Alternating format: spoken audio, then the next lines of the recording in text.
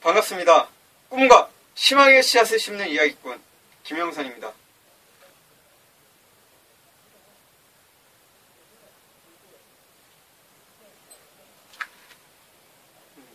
복식, 호흡 신경을 쓰는데 최근 들어서 잘 지켜지지 않았던 것 같아요. 지금 이제 밖에는 청소년 학생들이 흡연을 하고 있습니다. 재작년까지만 해도 제가 학생들한테 뭐라 하기도 하고 경찰을 불러서, 지금 웃음소리가 들리죠? 학생들이 이제 오갈 데가 없어서 이렇게 좀, 저희 집이 약간 그나마 그래도 외진 곳에 있거든요. 이렇게 외진 곳에 찾아 들어와서 흡연을 하고 자기들끼리 또 모여서 이야기도 나누는 그런 부분에 있어서 이해는 하겠지만, 여기 살고 있는 저희 집뿐만 아니라 다른 집에 계신 분들도 많은 좀 그런 불편함이 있죠. 학생들이 밥을 먹는 시간에 가래침을 이런 식으로 뱉어버리면 정말 입맛도 떨어지고요. 괜히 화가 많이 납니다. 지금은 제가 성격이 많이 바뀌어서 그렇게 화를 안 내려고 노력을 하는데, 작년에도 좀 덜했던 것 같은데, 재작년까지만 해도 너무 화가 나서 바로 뛰쳐나가고 애들한테 뭐라 하기도 하고요. 그러다가 보복성으로 아이들이 이렇게 돌멩이를 던지고 가거나 뭐 이런 일들이 생깁니다. 종종. 이제 그 학생들을 잡을 수가 없잖아요. 또 학생들한테 무섭잖아요.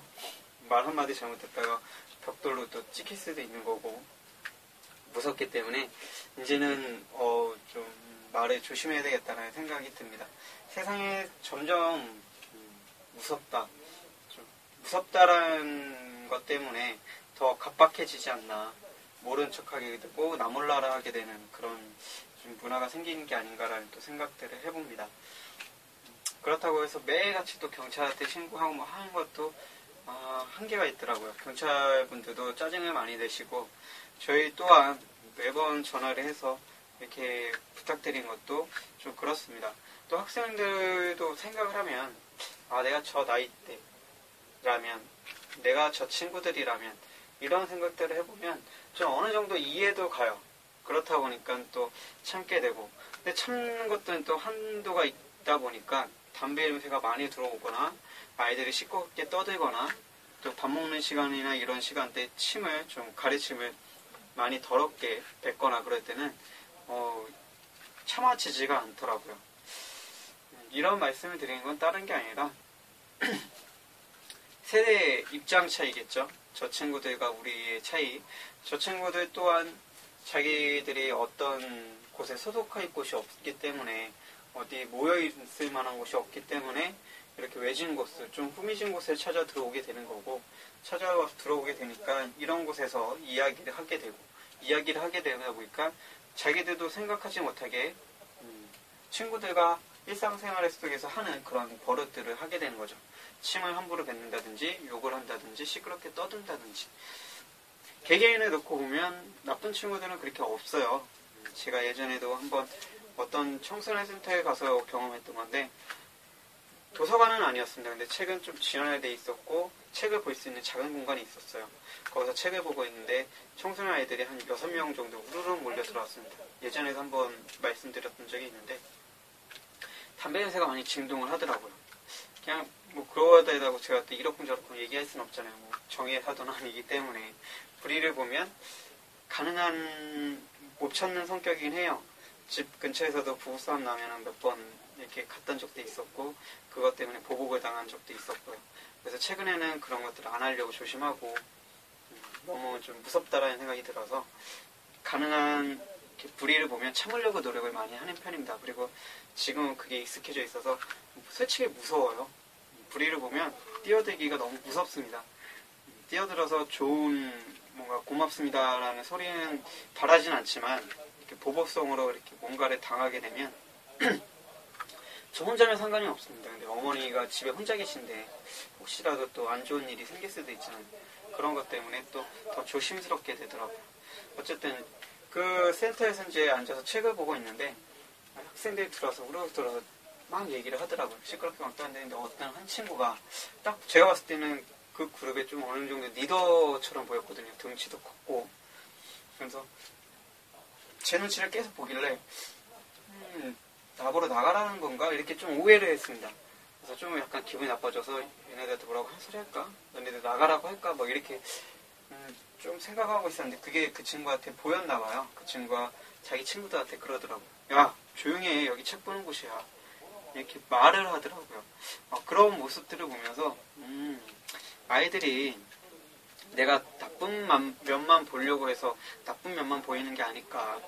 물론 저 모습들이 나의 눈에는 나쁘게 보일 수 있겠지만 저 또래, 저 친구들 입장에서 보면 자연스러운 행동이지 않을까. 물론 내 입장에서 보면 술을 마시고 담배를 핀다는 건 나쁜 거야.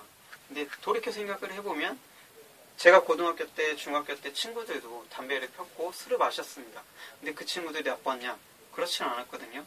제 입장에서 봤을 때는 친구였고 소중한 동료였습니다. 그렇기 때문에 그렇게 보면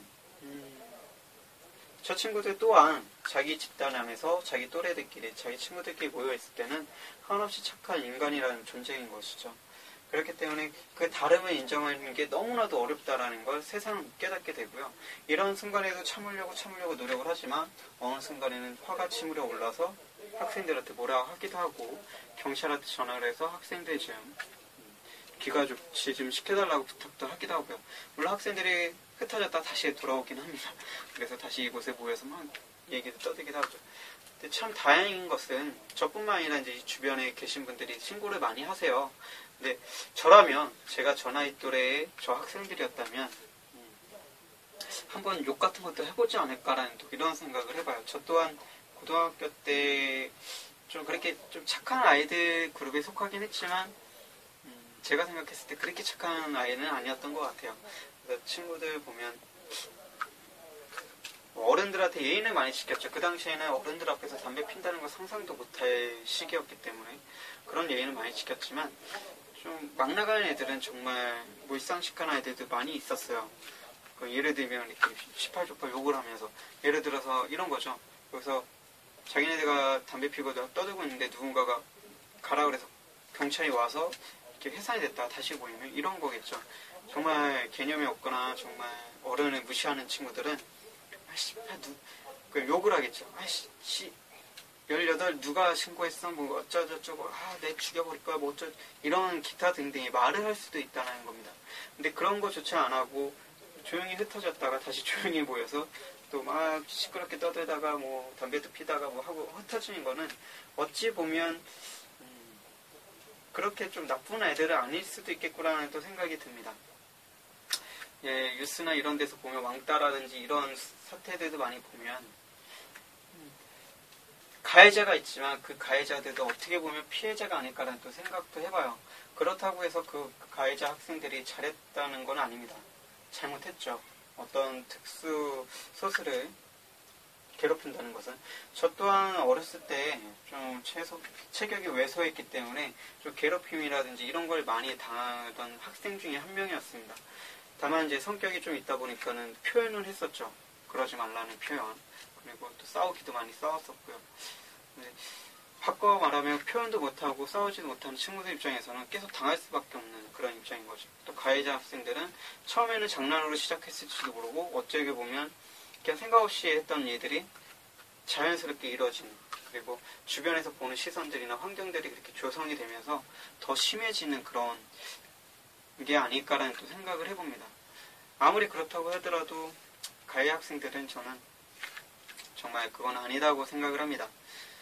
자기 잘못을 저질러 놓고도 잘못을 뉘우치지 못하는 학생들도 상당히 많고요. 그런 학생들도 많이 봐왔고, 그리고 앞에서는 잘못했습니다 가식적으로 이야기하면서 뒤에 가서는 뭐 하고 있네 뭐 이런 식으로 좀 비웃듯이 가증스러운 친구들도 많이 봤기 때문에 그런 편익견, 선입견 같은 게 어쩔 수 없이 생기는 건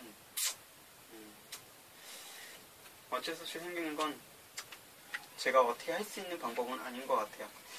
그래서 뭐 제가 말씀을 잘못 드릴 수도 있어요. 뭐 가해 학생들이 어떻게 보면 이 사회 구조가 만들어낸 하나의 결과물일 수도 있다라고 말씀드렸던 것 같은데 그런 게 아니다. 저는 피해 학생이든 가해 학생이든 그냥 본론적으로, 그러니까 본질적으로 보면 둘 다 피해 학생이 아닐까라는 그런 생각을 하는 겁니다. 어쨌든 제 요즘에 어찌됐든 소리를 많이 쓰네요. 이것도 좀 하나의 잘못된 습관인 것 같아요. 학생들을 볼 때 좀 선입견이나 편견 이런 시선 말고 좀 더 이해하려고 그러고 그들의 입장에서 바라보려고 하는 그런 시선도 필요하다는 생각이 듭니다. 어떤 소위 말하는 문제아 학생, 사회에서 말하는 부적응 학생 이런 학생들을 볼 때도 그 친구의 입장에서 오죽했으면 어쩔 수 없었기 때문에 이런 시각으로 보는 거죠. 그리고 그 친구들을 좀 더 인간적으로 또 다가가는, 진심을 다해 다가가는 그런 모습들도 필요하다고 생각이 듭니다. 그러기 위해서는 끊임없이 생각을 하고 끊임없이 노력을 해야 되겠죠. 청소년을 다 안다고 생각하는 어른들이 계신데 그건 아니라고 생각을 해요. 학생들은 저희한테 관심을 받기 원하지만 막상 우리가 관심을 가졌을 때는 부담스러워하고 싫어합니다. 그 관심이 학생들이 원하는 관심이 아닌 어른들의 시선으로 바라보는 관심, 어떤 연구 결과에 의한 관심, 연구 결과에 의한 관심 같은 경우는 그거는 소수 집단, 그리고 연구를 진행했던 어떤 집단에 대한, 그리고 통계학적인 거잖아요. 상황에 매번 맞아떨어져 들어갈 수는 없습니다. 어떤 그룹에는 그 상황이 연구의 바탕을 인해서 하면 어느 정도 통용이 되는 건 맞겠죠. 하지만 모든 학생들에게, 모든 사람들에게 그게 다 적용이 될 수는 없다고 생각이 들어요. 그래서 학생들에 대할 때는 좀 더 그들의 입장에서 생각하려는 이런 마음가짐이 중요하다라는 생각이 듭니다. 저도 그러려고 노력은 하지만 그게 생각처럼 쉽지 않다는 거. 쉽지 않기 때문에 좀 더 그 학생들에게 다가가려고 노력하는 그런 생각들을 해보셨으면 좋겠다라는 생각이 들어요. 저 또한 그렇게 하기 위해서 노력을 할 것이고요. 그렇게 해서 그 친구들과 함께 무언가를 만들어갈 수 있는 사람이 된다면 저는 제 꿈을 이룬 그런 사람이 되겠죠.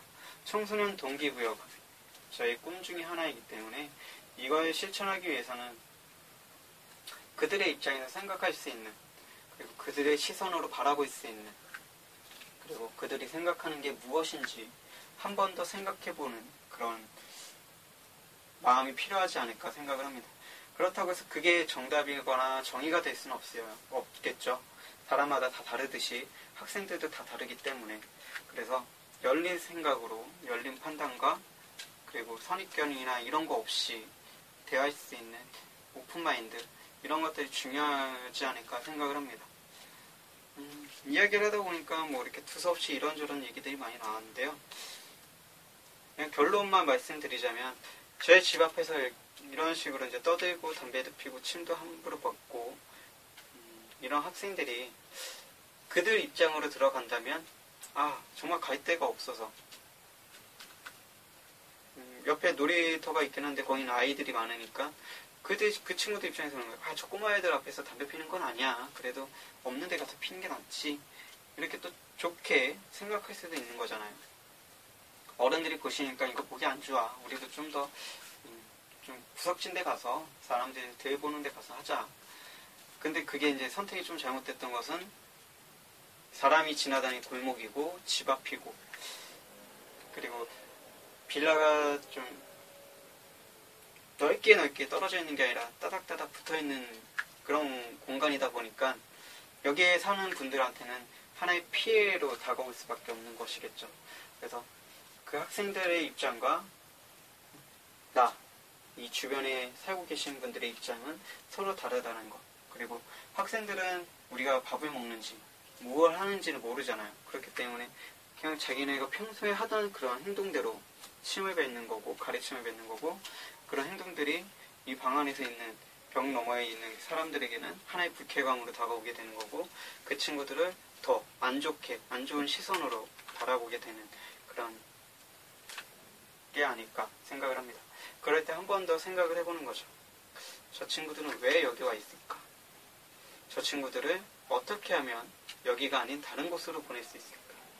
경찰이나 윽박지르거나 혼내는 것이 아닌 자연스럽게 자기들이 알아서 갈 수 있는 방법들은 무엇이 있을까? 그리고 저 친구들이 모여서 이야기할 수 있는 공간은 여기 말고 다른 곳은 없을까?